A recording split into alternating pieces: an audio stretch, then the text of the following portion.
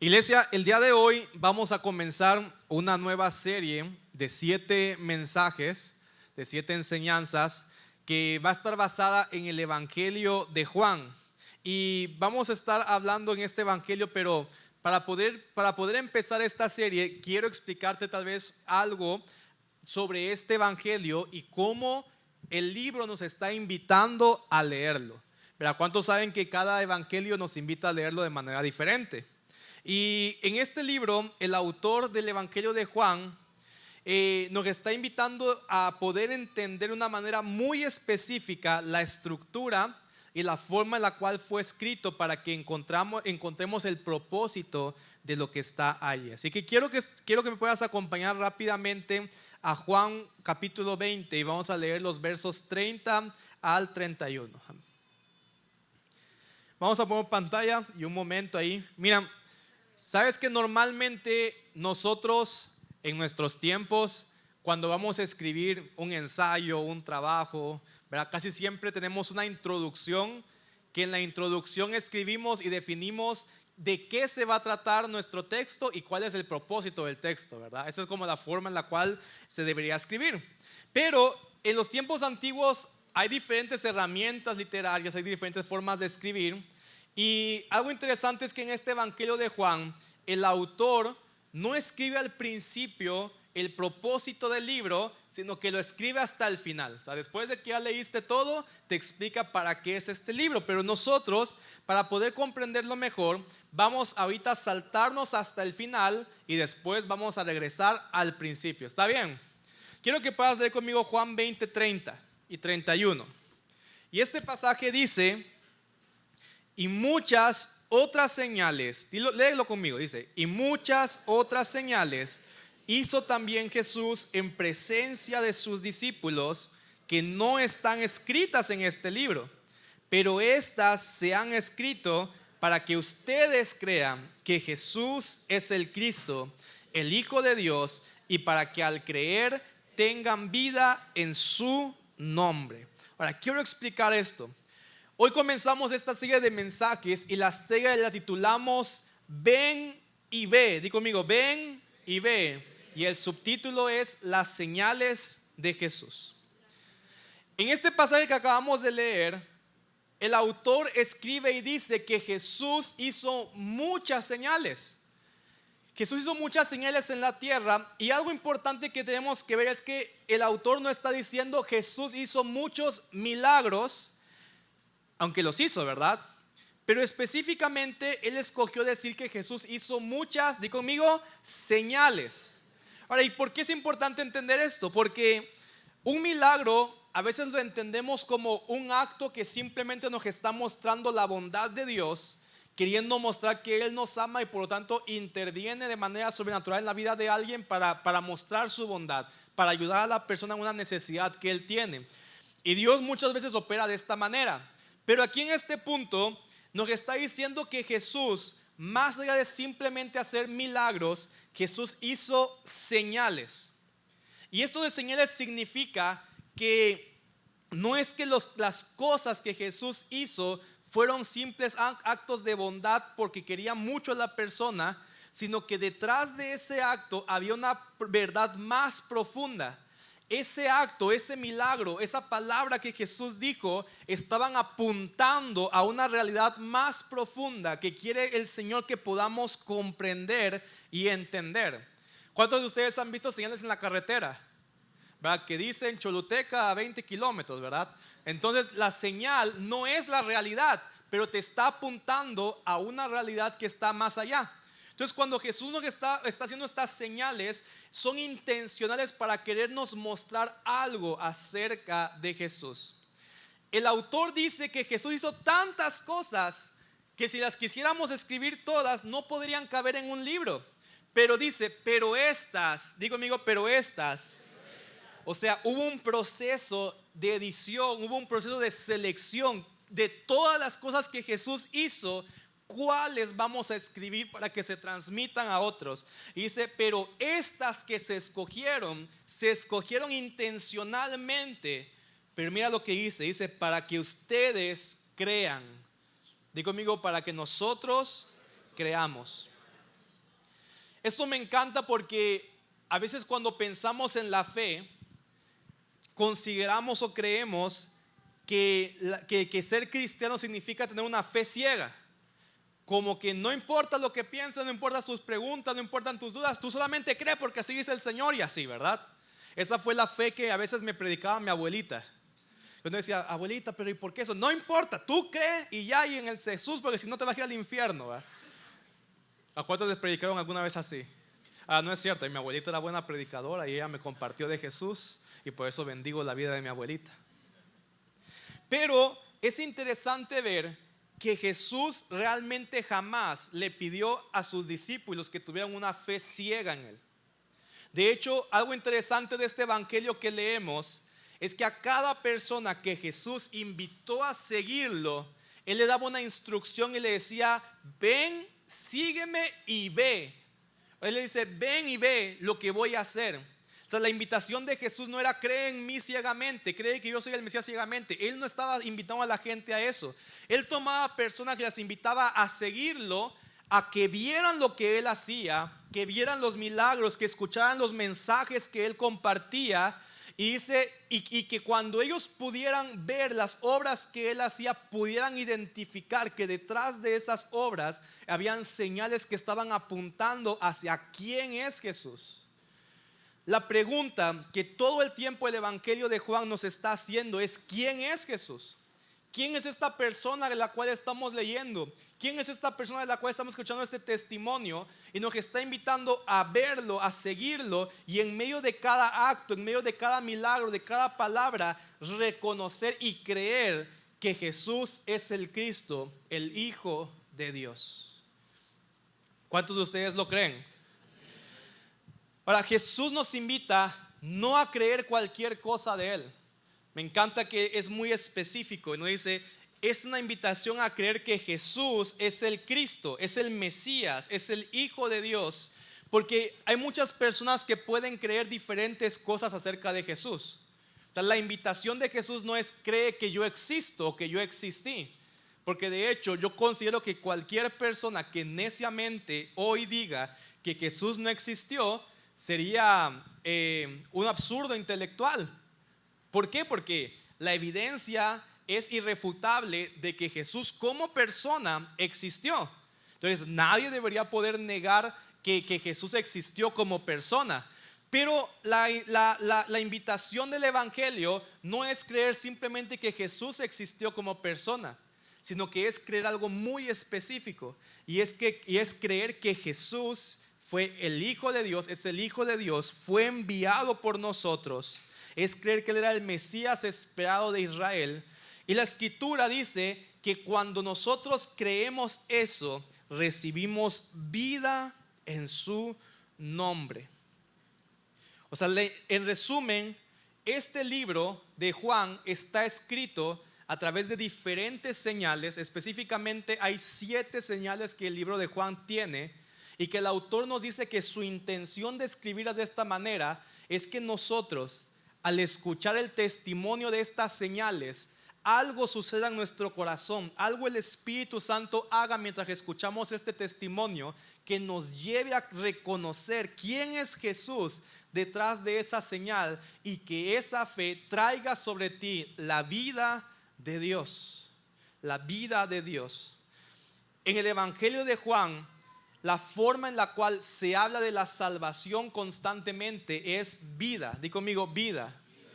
Porque a veces tú piensas, o a veces pensamos que cuando hablamos de que soy salvo, voy a recibir la salvación de Dios, es que cuando me muera voy a ser un angelito en el cielo. Eso es como que a veces pensamos. Pero realmente Juan lo que nos está diciendo es recibir salvación, es recibir la vida de Dios. Una vida que es diferente, una vida que es plena, y que más específicamente en Juan 17 describe que la vida eterna que recibimos es poder conocer a Dios, poder conocerlo a Él, poder conocer a Jesús que es su enviado, y en medio de ese conocimiento de Él experimentamos una vida plena y diferente mientras más lo conocemos. Hace rato estábamos cantando y decíamos, Jesús, quiero conocerte, quiero ver la gloria de Dios en ti, quiero poder experimentar tu belleza, conocer tu persona.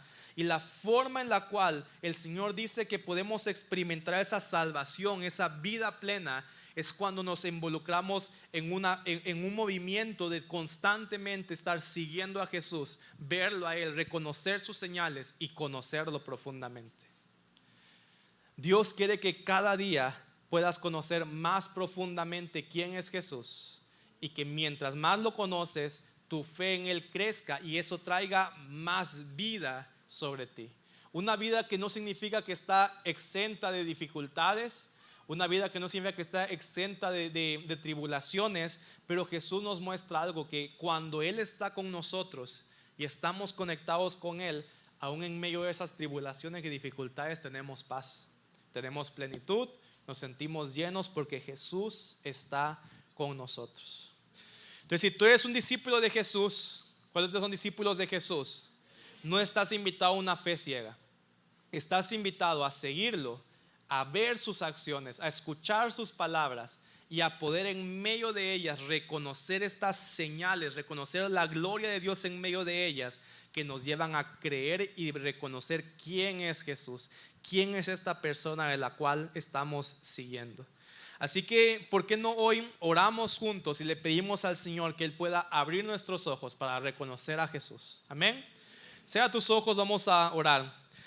Gracias, Dios. Gracias porque hoy estamos aquí delante de tu presencia y yo sé, Jesús, que tú estás en este lugar.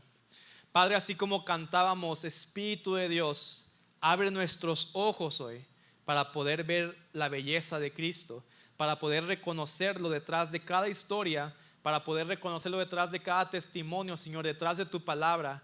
Podamos realmente comprender profundamente quién es Jesús, quién eres tú para nosotros, y por lo tanto podamos recibir esa vida a la cual tú nos estás invitando.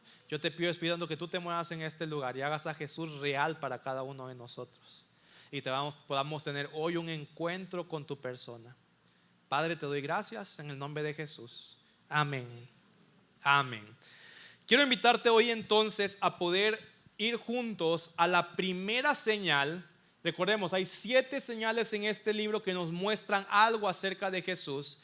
Y la primera señal que el autor escribe es probablemente una historia muy conocida para muchos. Es aquella historia en la cual Jesús dice que hace el milagro de convertir el agua en vino. ¿Quién ha escuchado esa historia? Ahora, y nuevamente, el punto es poder entender que esto, más que un milagro cualquiera, es una señal que está apuntando a una realidad que nos invita a pensar quién es Jesús. Entonces quiero que me puedas acompañar hoy al libro de Juan capítulo 2 y que podamos hoy juntos comenzar a leer esta historia. Voy a leer los versos del 1 al 4 y vamos a ir leyendo un poco más mientras avanzamos. Entonces dice aquí la escritura: al tercer día se celebró una boda en Caná de Galilea y estaba allí la madre de Jesús. Y también Jesús fue invitado a la boda con sus discípulos. Cuando se acabó el vino, la madre de Jesús le dijo: no tienen vino. Y Jesús le dijo: mujer, ¿qué nos interesa esto a ti y a mí? Todavía no ha llegado mi hora. Y su madre les dijo: hagan todo lo que Él les diga. Vamos a poner atención acá. Esta historia nos cuenta el contexto de una boda judía en la cual había sucedido un problema, y el problema fue que se les acabó el vino. Ahora, hay que entender que en los tiempos de Jesús las bodas eran un poquito diferentes a la de nosotros. Hoy nosotros la boda es como un acto bien privado, ¿verdad? Donde tú invitas a tus amigos, invitas a tu familia. Pero en tiempos de Jesús las bodas eran como actos muy públicos, donde las familias cumplían como un acto de hospitalidad para la comunidad que les rodeaba.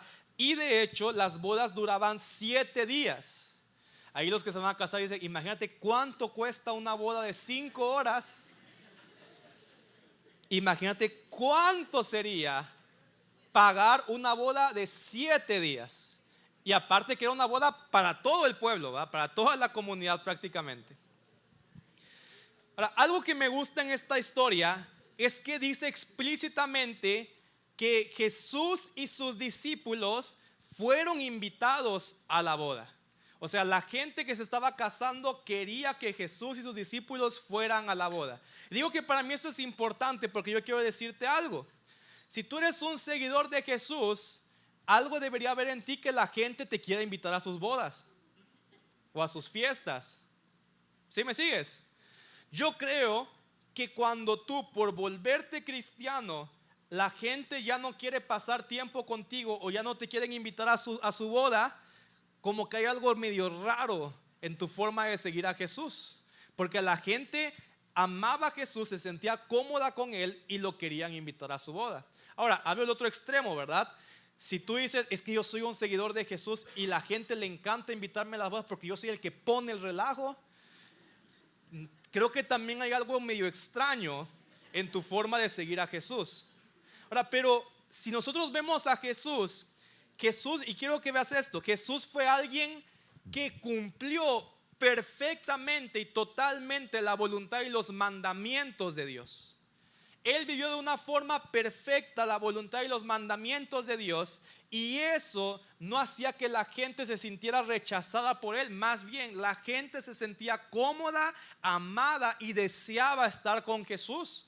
Aún dice que las prostitutas, los cobradores de impuestos, gente que otros rechazaban, con Jesús se sentían cómodos. Y Jesús nunca comprometió sus valores, pero mostró cómo cuando verdaderamente seguimos a Dios es posible vivir perfectamente en los mandamientos de Dios, y que eso no sea un motivo para rechazar a la gente, sino que si verdaderamente estamos viviendo como Jesús nos enseña, la gente se va a sentir amada con nosotros, aunque tengamos valores diferentes, aunque tengamos principios diferentes, pero la gente debería sentirse cómoda, sentirse contenta de estar con nosotros, y nos deberían estar invitando a la boda. Entonces, en esta boda que Jesús fue invitado, sucede este acto en el cual el vino se acabó. Pero como eran unos contextos muy diferentes al de nosotros, uno podría decir, en estos tiempos uno podría decir, bueno, ¿saben qué? Ni modo, se acabó el refresco, si alguien quiere más, pues ustedes pueden comprar y ya, y así se soluciona, ¿verdad? Pero en los tiempos de Jesús, que a alguien se le acabara el vino en su boda era un acto de humillación para su familia. En los tiempos antiguos, el prestigio familiar, el prestigio de nuestro apellido, por así decirlo, era algo tan valioso para la gente.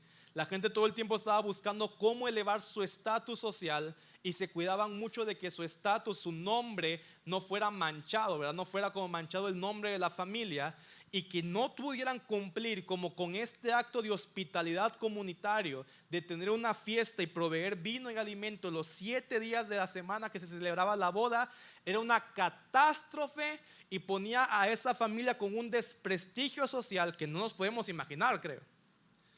Pero el punto es que en este caso el problema que estaba sucediendo es que esta boda se estaba arruinando. Yo no quiero preguntarte y que levanten su mano a cuántos de ustedes se les arruinó su boda o tuvieron una boda fea. No levanten su mano, por favor. Yo espero que el Señor sane su corazón. Pero a veces pasan cosas que uno es como que la boda es como para muchas veces la ilusión, ¿verdad? Hay personas que tienen aquí 15 años y ya saben cómo es su boda. Ya saben dónde, el color, las flores, el beso. Les falta con quién se van a casar, pero ya lo saben todo de la boda. Y muchos, cuando se están por casar, empiezan como a planear esta idea perfecta de cómo sería la boda. Ahora, aquí en la iglesia, que hemos casado un montón de gente, pues nos ha tocado ver de todo, ¿verdad?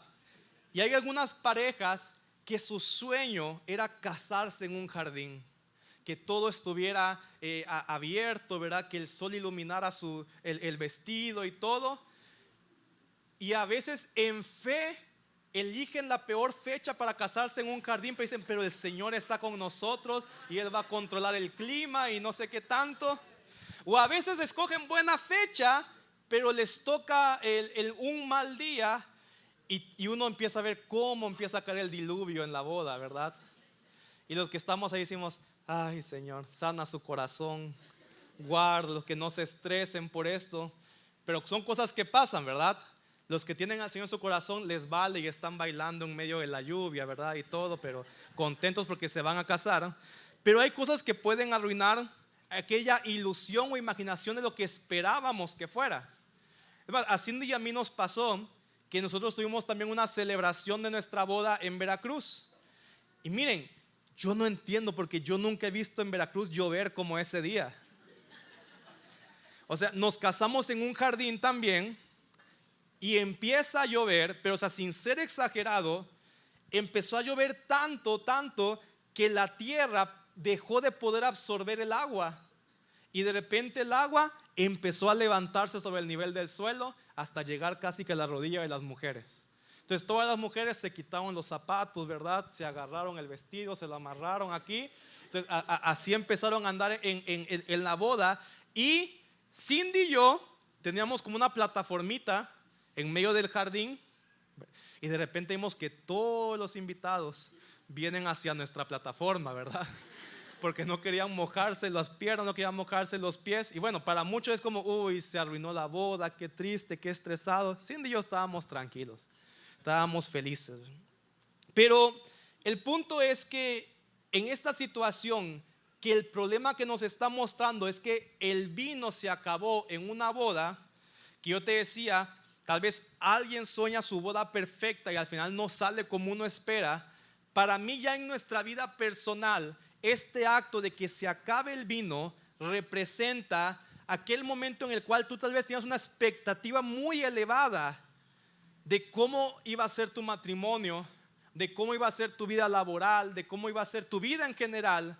Y de repente es como que has sentido que eso que antes era bonito, que antes era gozoso, de la cual tienes una expectativa muy alta, la realidad es que no te sientes para nada bien ni pleno con lo que estás viviendo. Puede ser que tal vez tu matrimonio comenzó con mucho gozo, con mucha ilusión, pero de repente ya se les acabó el vino. Y ya no hay buena comunicación, hay distancia, ¿verdad? Hay más gritos que realmente palabras de amor. O hay gente que tal vez, no sé, acabó una carrera con una ilusión muy grande de poder hacer, de poder abrir una empresa, de poder trabajar en tal lugar, y tal vez hoy está pasando por una crisis económica bien fuerte y siente que aquello que tenía mucha ilusión es que de repente es como que su ilusión se destruyó y se desvaneció y perdieron el vino en su trabajo. Muchos incluso tal vez la pérdida de este vino es un punto en tu identidad porque ni siquiera te sientes bien contigo mismo. No tienes paz, estás luchando con tus emociones, estás luchando con lo que la gente dice acerca de ti. Y sientes que esta vida en la cual se supone que uno debería poder disfrutar, ya es una vida que es como tan difícil, tan desagradable. Y los millennials tenemos frases, ¿verdad? Que a veces la gente millennial dice mucho como, Señor, si la vida era tan difícil, mejor no me hubieras hecho nacer en esta tierra, Señor. Porque como que hoy vivimos bien frustrados de que como que todo es difícil, nada se disfruta. ¿Alguien se siente identificado con eso? Todos como son bien cristianos dicen no.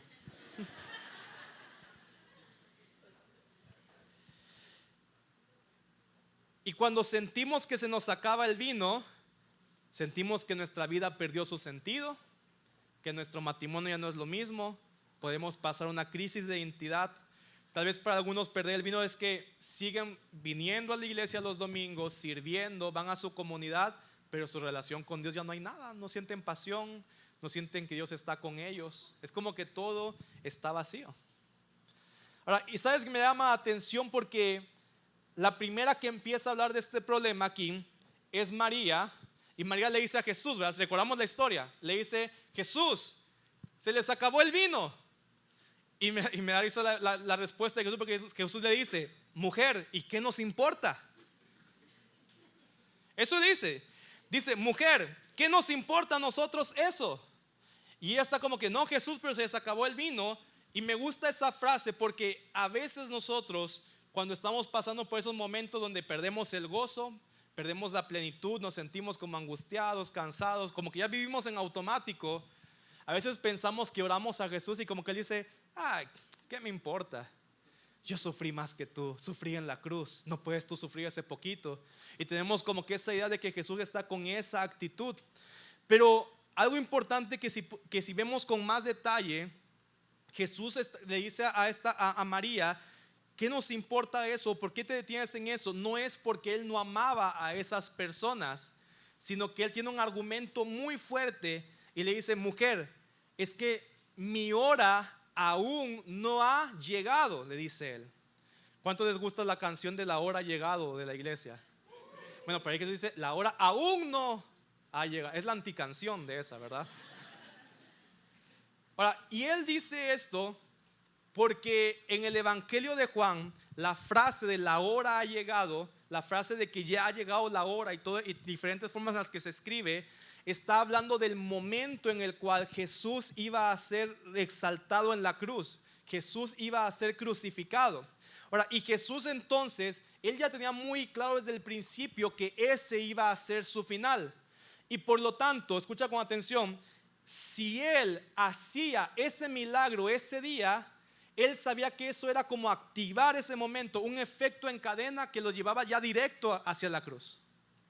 ¿Me explico? O sea, que Jesús hiciera una primera señal era: hoy se inicia un camino sin retorno hacia la muerte.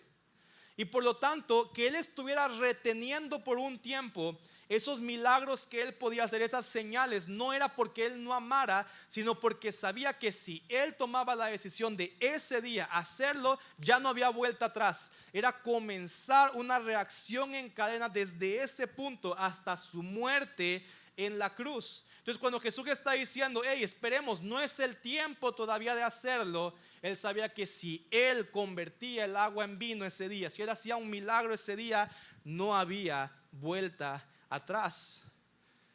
Pero María, como buena mamá latina, no era latina, pero algo tenía por ahí, yo creo, le dice: no me importa, Jesús, haz el milagro, así que vengan aquí, háganle caso a Jesús, porque él va a convertir el agua en vino, ¿verdad? O sea, al final fue más allá de María, pero Jesús fue como buen hijo y también pues le tenía que hacer caso a...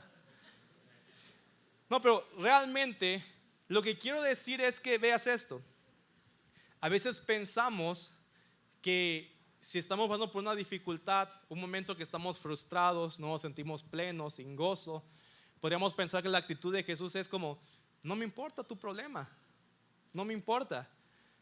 Pero si Jesús estuvo dispuesto para que una boda saliera bien, algo que podía parecer tan insignificante, si Jesús estuvo dispuesto a comenzar ese día, o tomar la decisión de que por ese milagro comenzaba su camino hacia la cruz, solo para que una boda se pudiera llevar a cabalidad, ¿no crees tú que Él ya te demostró también hace muchos años que Él está dispuesto a morir por ti, para que tú puedas experimentar la vida que estás necesitando?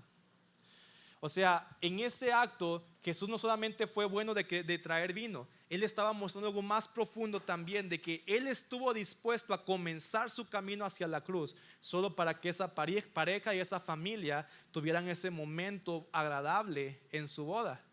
Y yo creo que a cada uno de nosotros, en los momentos que dudamos si Jesús se interesa en nuestros problemas, podemos mirar atrás y recordar que Jesús ya murió en la cruz y estuvo dispuesto a morir allí, para que podamos recibir su vida hoy, para que podamos recibir su paz y su plenitud en todo lo que estamos necesitando en nuestro corazón. Entonces dile al que está junto: Jesús está interesado en tu problema, en tu vida.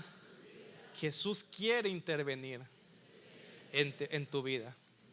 Amén. ¿Quién no puede creer eso? Sigamos leyendo. El verso 5 dice... El verso 5 dice que María llama a los que estaban allí, dice: su madre dijo a los que servían: hagan todo lo que él les diga. Dice: y había allí 6 tinajas de piedra puestas para ser usadas en el rito de la purificación de los judíos. En cada una cabían 2 o 3 cántaros.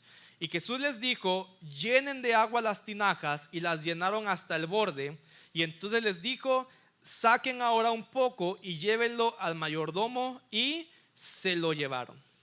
Mira, esta parte de aquí es algo importante, porque yo te digo, Jesús está interesado en poder intervenir en tu vida y poder restaurar aquello que tú hoy sientes que ya se acabó el vino. Tal vez tú estás pensando, y tal vez lo que venía a tu mente cuando hablábamos esto era mi matrimonio, mi familia, mi relación con Dios, ¿verdad? Mi relación laboral, mi vocación, mi identidad personal, siento que he perdido el gozo, siento que he perdido la plenitud en esto y necesito que Jesús venga e intervenga en mi vida. Pero algo que debemos entender, que es un principio que encontramos a lo largo de toda la escritura, es que cada vez que Jesús, o casi siempre que Jesús va a hacer un milagro, Él le pide a las personas que obedezcan una instrucción pequeña y sencilla, pero que después de esa instrucción viene el milagro de Dios. En otras palabras, en la escritura encontramos un principio constante, que es que la obediencia precede a los milagros. Diga conmigo, la obediencia precede a los milagros. Pero lo más importante es ver que lo que normalmente Dios nos pide es algo muy pequeño comparado con lo que Él va a hacer. Porque ningún hombre en la tierra podía producir vino del agua. Pero la instrucción que Jesús les da es: vayan, traigan esas tinajas de piedra y llénenlas de agua. Yo creo que eso todo lo podemos hacer, ¿va?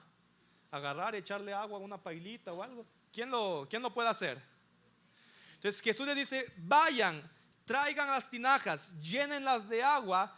Y entonces Él le da a los hombres una pequeña instrucción simple y sencilla, pero que cuando ellos actuaron y colaboraron con Dios de esa manera, ya Jesús hizo la parte que es imposible para el hombre, que era que eso se convirtiera en vino. ¿Me explico? Entonces a veces nosotros le estamos pidiendo a Dios diferentes milagros. A veces le estamos pidiendo a Dios que intervenga en nuestra vida de diferente manera. Pero algo que hemos visto en la naturaleza del Señor es que casi siempre que Él va a actuar de una manera milagrosa, Él nos da una instrucción simple y pequeña, y detrás de la obediencia a esa instrucción viene el milagro de Dios. Tú puedes estar diciendo: Señor, necesito recuperar el amor en mi matrimonio, en mi casa. Ya no nos comunicamos bien, ya hemos puesto distancia entre nosotros. Y tal vez el Espíritu Santo pone en tu corazón algo sencillo. ¿Por qué no buscas unos minutos al día en los que tal vez sin celular, sin algo que te distraiga, se sientan y tienen una pequeña conversación esos minutos? Eso es algo que podemos hacer. Pero detrás de ese acto de obediencia, tú no sabes cómo Dios se va a estar moviendo para que por ese acto pequeño, lo que era imposible, que era restaurar la pasión, el amor y la relación, Dios usa ese pequeño acto de obediencia para hacer un milagro en esa casa, un milagro en ese matrimonio, un milagro en esa vida. ¿Qué tal que tú has estado diciendo: Señor, necesito que intervengas para traer una restauración con tal persona de mi familia, con mi padre, con mi madre? Y tal vez Dios lo que te está impulsando a hacer es escribir un mensaje de texto o hacer una llamada para pedirle perdón a esa persona, y es algo que tú puedes hacer, ¿estás de acuerdo? Pero lo que Dios hace es lo que tú no puedes hacer. Él va a preparar el corazón de la persona para que tus palabras sean bien recibidas, traigan perdón, traigan aceptación y traigan reconciliación.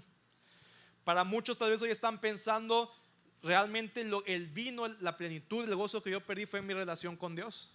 Sigo sirviendo, sigo asistiendo, pero ya no siento nada real de Dios. Y tal vez Dios está diciendo: bueno, ¿por qué no haces algo sencillo? Comienza a adorarme 30 minutos en la mañana, comienza a adorar todos los días 30 minutos en la noche.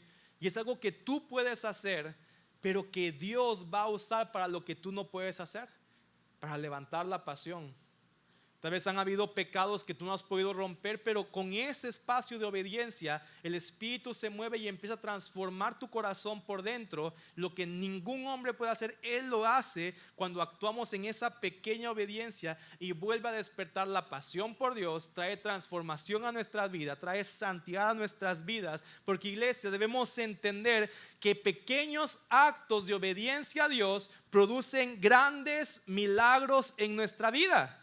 Así que díselo al que está junto a ti, sacúdelo y dile: pequeños actos de obediencia producen grandes milagros en nuestra vida. Entonces tal vez la pregunta no es tanto si Dios está interesado o no en mi vida, La pregunta que podrías hacerte es: ¿cuál es aquel acto?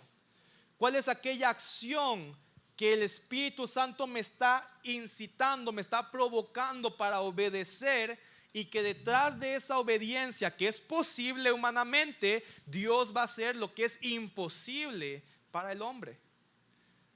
O sea, aquí hubo personas que tuvieron que creerle que algo iba a pasar y tomarse el tiempo para agarrar estas tinajas y empezar a llenarlas de agua, ¿verdad? Y después de ese acto de obediencia sucedió el milagro. Nuevamente di conmigo: pequeños actos de obediencia producen grandes milagros en nuestra vida. ¿Cuál es aquel acto? ¿Qué es aquello que Dios está incitando en tu corazón? Y mira lo que pasa después. Leamos los versos del 9 al 10. Dice: y el mayordomo probó el agua convertida en vino sin saber de dónde era, pero los que servían, que habían sacado el agua, lo sabían. Entonces, ¿qué dice? El mayordomo llamó al novio y le dijo: todo hombre sirve primero el vino bueno, y cuando ya han tomado bastante, entonces el inferior, pero tú has guardado el vino hasta ahora, el vino bueno. Me encanta esto, porque yo creo que este hombre hizo algo muy sensato. En una boda donde la familia quería mostrar su hospitalidad y elevar su estatus o su nombre frente a otros, al principio le servían el mejor vino, ¿va? Y ya que andaban medio tocadiscos los que estaban tomando, pues ya sacaban el corrientito, pero ahí dicen: ya ni van a saber qué les estoy dando, ¿va? Y normalmente esa era la forma en la que probablemente en las bodas actuaban. Pero este hombre prueba y se da cuenta que aquel vino que Jesús trajo mucho después era mucho mejor que el vino del cual ellos estaban acostumbrados. ¿Y por qué te digo esto? Porque a veces nosotros pensamos que las cosas son buenas al principio y después van perdiendo su gracia, van perdiendo su gozo. Muchas veces llegamos a creer la mentira de que el matrimonio es bonito al principio, que al principio todo es enamoramiento, pero que después que viene la realidad ya se pone la cosa fea, ¿verdad? A veces hasta decimos: bueno, mis papás así es. Ya cuando eran viejos, más bien se querían matar. Ya cuando eran viejos ya ni se querían el uno al otro. Y pensamos que esa es la forma en la que Dios actúa. Pero Dios y Jesús es especialista en que aquello que cuando Él está presente y está trayendo su vida a nosotros, no es que tuvo un momento bonito y después se va perdiendo el gozo, sino que cada vez que el tiempo avanza y permitimos que más y más Él actúe en nosotros, se va poniendo mejor la cosa. O sea, el matrimonio fue bueno al principio, pero en Jesús va siendo cada vez mejor, va siendo cada vez con mayor comunicación, con mayor perdón, con mayor conexión uno con el otro, porque Jesús siempre guarda el mejor vino para el final. ¿Cuántos lo creen? Mira, hay mucha gente. Vamos a darle un aplauso al Señor. Hay mucha gente que dice: es que en Dios el primer amor, aquel que tú experimentas cuando lo conoces por primera vez, esa es la mejor temporada. Pero después se va como perdiendo ese primer amor y ya no es tan bonito. Pero Jesús, esa no es la realidad a la cual nos está invitando. Jesús dice: wow, si el primer amor, si el primer encuentro que tuviste con Él, si esos primeros años que tú empezaste a conocer a Jesús fueron llenos de gozo, fueron llenos de plenitud, entonces si nos mantenemos experimentando la vida de Dios, cada año va a ser mayor, porque estamos conociendo más profundamente a Jesús. Y Juan dice en Juan 17: porque la vida de Dios en esto consiste, en que lo conocemos a Él. Mientras más lo conozco, más experimento su vida, más experimento su gozo, más experimento su plenitud. Por lo tanto, cada vez se debe poner más buena, más satisfactoria, más plena nuestra relación con Jesús. No es que venimos de un momento en el cual fue el mejor punto y después todo va decayendo. En Jesús las cosas siempre se van poniendo mejor para nuestras vidas. En Jesús las cosas cada vez se disfrutan más, cada vez nuestra vida es más plena por lo que Él está haciendo en nosotros. Y eso nos muestra este principio, que sin importar lo que tú has vivido, Jesús está preparando lo mejor para el final. ¿Cuántos lo creen? Jesús está preparando una vida buena y gozosa para nosotros, para el final, porque nuestro pasado no determina nuestro futuro. Jesús es experto en dejar lo mejor para el final. ¿Cuántos están dispuestos a recibir esa vida de que Dios tiene para nosotros? Ahora, aquí el punto que quiero resaltar es que yo te decía que en este evangelio el autor nos está diciendo que los milagros que Jesús hizo no eran simples milagros, eran señales. Di conmigo otra vez, señales. Hoy estamos en la primera señal, ¿verdad? Hay 7 en Juan que vamos a estar estudiando. Eso significa que este milagro que Jesús hizo de convertir el agua en vino no fue simplemente porque él era buena onda, amaba a los novios y quería que tuvieran una boda bonita. No era simplemente eso, sino que eso que él estaba haciendo estaba apuntando a una verdad más profunda que revelaba su identidad. Esa es una señal. Una señal es un acto que apunta a una verdad más profunda que revela la identidad de quién es Jesús. Y tal vez nosotros hoy no logramos comprender tanto esta señal porque venimos de un contexto muy diferente para las personas que estaban viviendo en ese momento, pero los discípulos de Jesús que estaban viendo ese acontecimiento pudieron discernir lo que estaba significando para ellos. Ahora quiero explicarte justamente de qué se trata esto. Y es que mira, si leemos con atención nos damos cuenta que cuando Jesús dice vengan y tráiganme las tinajas de agua, él no escoge cualquier tinaja.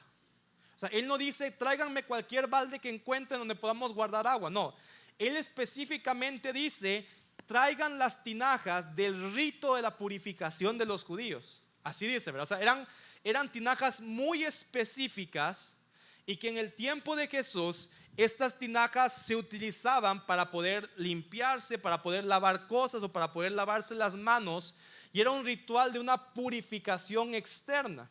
O sea, los judíos estaban constantemente buscando limpiarse externamente, pero sabían y estaban anhelando esperar el momento en el cual Dios actuara para no solo limpiarlos externamente, sino para transformar su corazón internamente. Pero ¿cuántos saben que eso es lo que Dios quiere hacer en nuestras vidas? Él no quiere simplemente que externamente no adulteremos, no tengamos una aventura con otra persona. Él quiere que internamente la lujuria sea transformada, sea quitada. Él no quiere simplemente externamente que no golpeemos a alguien. Él quiere que por dentro todo el resentimiento, todo el odio que tal vez nadie sabe pero que está ahí adentro, eso sea limpiado.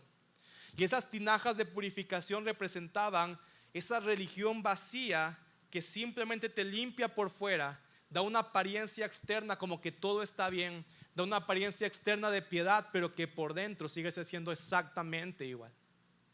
Entonces cuando Jesús está transformando estas tinajas de piedra del rito judío de purificación y lo transforma en vino, él estaba anunciando algo y estaba diciendo que lo que Jesús venía a hacer a la tierra no era traer una religión más, no era traer un rito nuevo, no era traer una religión mejor ni siquiera, sino que lo que él había venido a la tierra era traer una vida diferente para cada uno de nosotros. Él no estaba interesado en un rito de una experiencia vacía, una religión vacía sin transformación. Él estaba viniendo para revelarnos su persona, lo cual sí trae transformación para nosotros.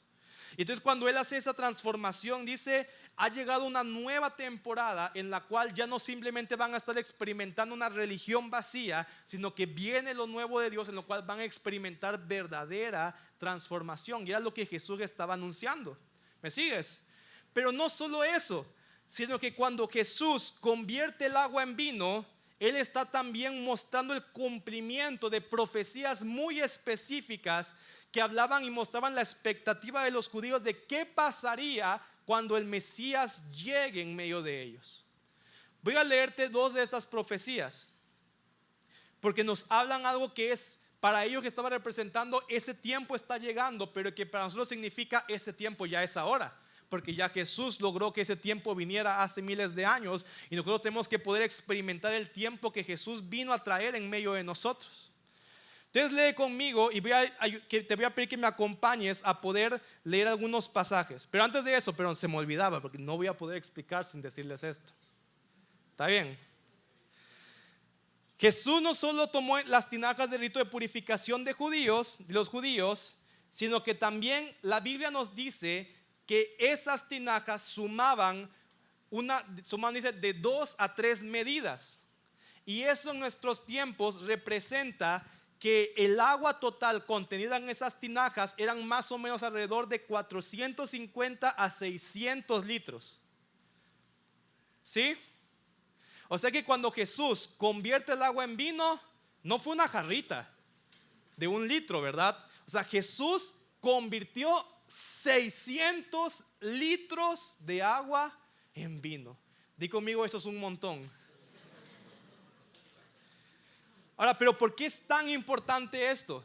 Porque en esa señal Jesús nos estaba mostrando algo que es importante, que Él no solamente estaba trayendo algo nuevo, algo mejor, algo que es bueno, pero el mayordomo dice que cuando lo probó, que dijo, esto es bueno, es el mejor vino que he probado, es lo mejor. Pero Jesús dice que no solamente trajo el mejor vino, sino que también lo trajo en abundancia. Él trajo abundancia de vino para nosotros, porque cuando Él viene sobre nosotros, no solo trae lo mejor, lo trae también en abundancia para nuestras vidas. Y esto estaba, como te decía, representando el cumplimiento de muchas de las expectativas que los judíos tenían de aquello que sucedería cuando el Mesías viniera en medio de ellos. Sus profetas ya habían anunciado este tiempo. Sus profetas ya habían hablado de cómo iban a experimentarlo. Y quiero compartirte 2 palabras, 2 profecías que encontramos en los textos hebreos. Y uno está en Jeremías 31:12, que dice allí, y mira, y esto es algo que todos los que estaban allí probablemente habían escuchado esta palabra muchas veces, y en su corazón decían, cuando el Mesías venga, esto se va a cumplir. Dice aquí, y vendrán a su tierra y entonarán, o sea, eso es cuando el Mesías venga, ustedes vendrán a su tierra y entonarán canciones de alegría en las alturas de Jerusalén. Estarán radiantes debido a los buenos regalos del Señor. ¿Cuántos quieren los buenos regalos del Señor? Dice, abundancia de grano, vino nuevo y aceite de oliva, y los rebaños y las manadas saludables. Su vida será como un jardín bien regado, y desaparecerán todas sus tristezas. Los judíos decían, cuando Jesús venga, o cuando el Mesías venga, algo va a suceder y Dios va a traer abundancia de vino. Él va a llevarse nuestras tristezas y vamos a experimentar plenitud, gozo, salud, aquello que estamos esperando recibir del Señor.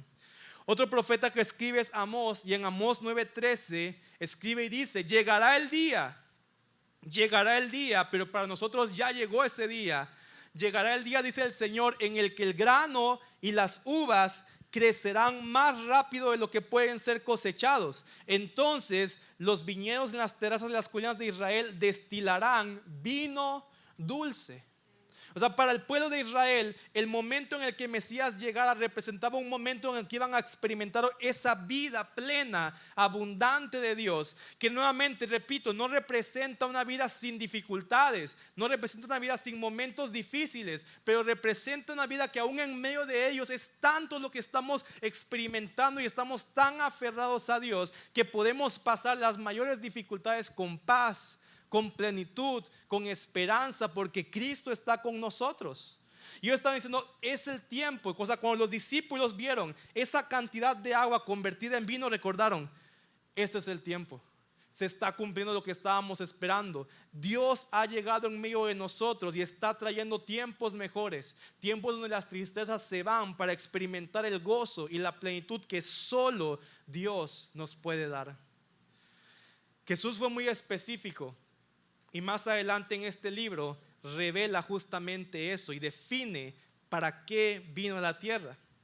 En Juan 10:10, y puedes leerlo conmigo, Jesús les dijo a las personas que estaban presentes, el ladrón solo viene para robar, matar y destruir, pero yo he venido para que tengan vida y para que la tengan en abundancia. Quiero que puedas decirle al que está junto a ti, Jesús no vino a darte una mejor religión. Jesús vino a darte una mejor vida. Jesús vino a darnos la vida verdadera, aquella vida en la cual tenemos paz, aquella vida en la cual encontramos plenitud, aquella vida en la cual encontramos gozo. Jesús no vino a traer un ritual más que es algo que hacemos constantemente, pero que nada sucede en nuestro interior. Eso no es lo que Jesús trae. Él trae su persona, que cuando nos encontramos con Él, nuestra vida es verdaderamente transformada por el Señor. ¿Cuántos quieren esa transformación para sus vidas? Y quiero ir cerrando hoy. Tal vez me ayuda el equipo alabanza.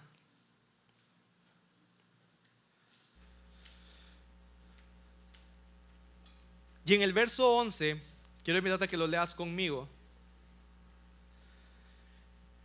Dice que después de haber hecho este acto, esta señal, este pasaje nos dice: este principio de sus señales, hizo Jesús en Caná de Galilea. Dice, y manifestó su gloria, y sus discípulos creyeron en él. Al principio leíamos que Juan describe que cada señal que fue escrita en este libro es una forma que nos está invitando a ver, o en este caso escuchar el testimonio de esa señal, pero a que podamos detrás de ese acto discernir o ver la gloria de Dios, discernir a Jesús en ella, y entonces creer para recibir vida. Y esto es algo sumamente importante, porque quiero que pensemos que durante el tiempo que Jesús estuvo en la tierra, multitudes vieron los mismos milagros de Jesús. En esa fiesta probablemente fueron muchos los que vieron que Jesús convirtió el agua en vino. Y más adelante, en los diferentes milagros de sanidades, resurrecciones y actos de Jesús, hubieron multitudes que vieron el mismo milagro. Pero no todos pudieron reconocer la gloria de Dios detrás de ese milagro. ¿Para qué significa esto? A veces nosotros tenemos una idea de la gloria de Dios bien pentecostal, así de que si estaba tocando la banda una canción y me dio como escalofríos, uno dice que, uy, la gloria de Dios, ¿verdad? Y hoy sí sentí la gloria. Pero sabes que en la palabra del Señor, cuando habla de la gloria de Dios, nunca se dice que la gloria de Dios es algo que se siente. Siempre el verbo que utiliza es que la gloria de Dios es algo que se ve. Porque la gloria de Dios no es una emoción, no es una experiencia. La gloria de Dios representa todo lo que Dios es: su carácter, su bondad, su nombre, su belleza, su magnificencia. Es algo que nos está invitando a poder reconocer ese carácter de Dios, esa bondad de Dios detrás de diferentes actos. ¿Y qué quiero decir con esto? Dice que después de que Jesús convierte el agua en vino, muchos vieron el mismo milagro, pero solo sus discípulos reconocieron la gloria de Dios detrás de ese milagro. Solo sus discípulos reconocieron que todo el carácter de Dios, toda la belleza de Dios, toda la persona de Dios estaba en Jesús contenida y se estaba revelando a ellos detrás de ese acto que muchos vieron, pero que no pudieron reconocer a Dios ahí. ¿Y sabes qué pasa, iglesia? Que nosotros muchas veces escuchamos las mismas palabras, escuchamos los mismos testimonios, cantamos las mismas canciones aquí juntos, pero a veces no todos estamos reconociendo la gloria de Dios detrás de aquello que estamos viendo, experimentando y escuchando. Y por eso es que incluso muchas personas vieron esos milagros y en lugar de poder reconocer qué significaba eso que Jesús estaba haciendo, decían: ¿será que Jesús es como un profeta como Elías? ¿Será que Jesús es un profeta como Eliseo? Alguien que está simplemente haciendo cosas buenas. Y no pudieron nunca reconocer que Jesús era mucho más que eso. Él era Dios hecho hombre, que había venido a habitar en medio de nosotros para que pudiéramos experimentar su vida.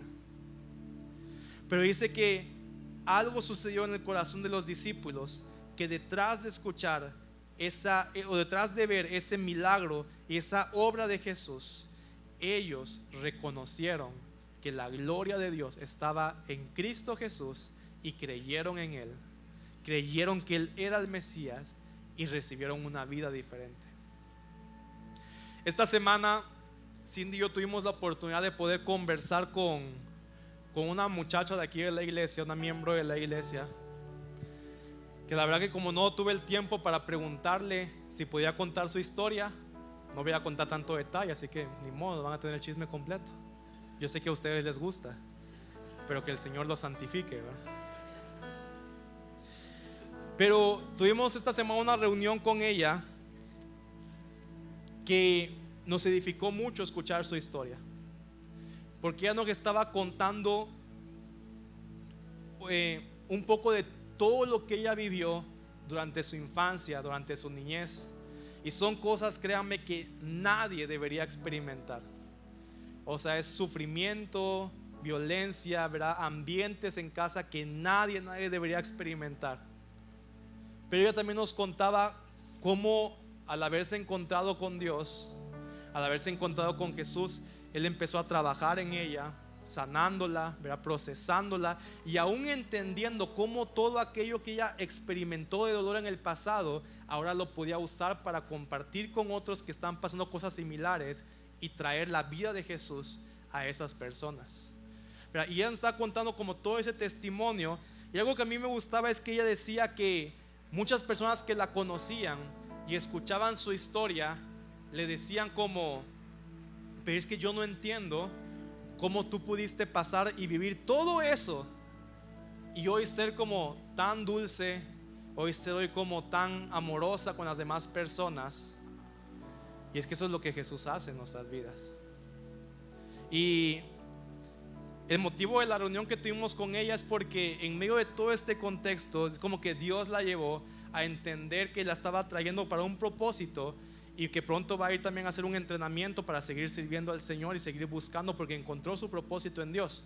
O sea, pero lo importante de todo esto es que después de que ella nos contó toda esta historia, yo recuerdo que muy naturalmente salió de mi corazón decirle: es que verdaderamente Dios se ha glorificado en tu vida y tu vida glorifica a Dios.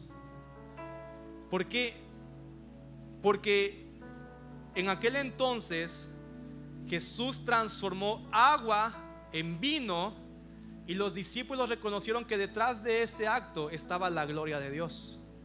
Pero hoy en día hay tantas personas que tal vez Dios las ha transformado de un pasado difícil a un presente diferente, y que, iglesia, si no estamos prestando atención, nos perdemos de ver que hay gloria de Dios detrás de esa transformación.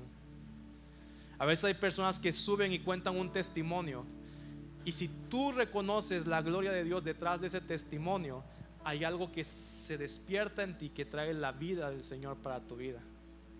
Y por eso es que podemos estar todos cantando lo mismo, experimentando lo mismo, escuchando lo mismo, y perdernos, o que solo unos cuantos puedan reconocer que la gloria de Dios está allí, y perdernos de esa vida que Él nos quiere dar. Porque Jesús no ha venido solamente para traer un nuevo rito, para traer una nueva religión, sino que Él ha venido para que tú puedas recuperar ese gozo en tu vida. Él ha venido para que tú puedas recuperar esa plenitud en tu vida, que pueda tu matrimonio volver a ser transformado por Él, que pueda esa identidad, porque otra vez muchas personas hoy están sufriendo con quienes creen que son. Emocionalmente sufren por todo lo que la gente les ha dicho, pero es hasta que te encuentras con Jesús que su vida te empieza a decir quién realmente eres, y recuperas plenitud en tu vocación, en tu trabajo, en todo. Si tú has perdido ese gozo y esa pasión por lo que haces, por lo que estás viviendo, significa que estoy viviendo cualquier vida, pero no estoy viviendo la vida de Dios y la vida que Jesús tiene para mí. Porque esa vida es una vida, como dice, buena y abundante. El vino que Jesús trae para nosotros, la vida que Él trae, es una vida buena y abundante. No sin dificultades, pero que en medio de ellas tengo paz, tengo gozo, tengo plenitud. En mi casa, en mi trabajo, en mi matrimonio, en mi vocación, en mi relación con Dios, con mis hijos, en mis amistades, tengo gozo, tengo plenitud, porque estoy experimentando esa vida transformadora de Dios. Y eso es lo que Jesús trae para nosotros, iglesia. Ponte de pie hoy.